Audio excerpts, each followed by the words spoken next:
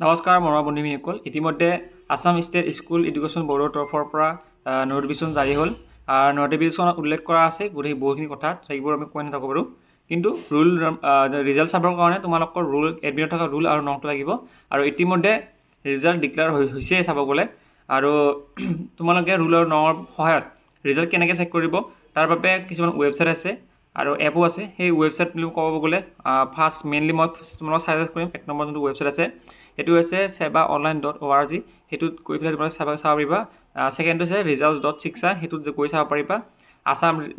assam.shiksha সেইটোত গৈ চাব পাৰিবা তাৰপিছত যদি মই এইফালে যাওঁ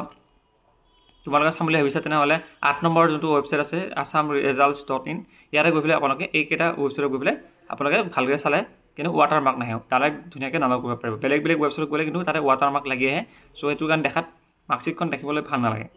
নেক্সট আহিলে তোমালোকৰ এপ আছে এপৰ কাৰণে ASSEB যোনটো অফিচিয়েল এপ আছে তাতে গৈ পেলাই তোমালোকে ৰিজাল্টটো চেক কৰিব পাৰিবা ঠিক আছে তাৰপিছত আমি যদি আকৌ ইফালে চাওঁ তেনেহ'লে কিছুমান প্ৰাইভেট এপো আছে সেইবোৰ গ'লে তাতে গৈ তোমালোকে কি কৰিব পাৰিবা ৰিজাল্টবোৰ চেক কৰিব পাৰিবা প্লে ষ্টৰত সেই এপটো পাই যাবা ঠিক আছে তাৰপিছত আৰু মেইনলি তোমালোকে যদি ভাবিছা তেনেহ'লে sebaonline.org তাত গৈ পেলাই ৰিজাল্ট চেক কৰিব পাৰিবা আৰু যদি কাৰোবাৰ ৰিজাল্ট চেক কৰিব লাগে তেনেহ'লে মোক কমেণ্ট কৰিবা মই তোমালোকক ৰিজাল্ট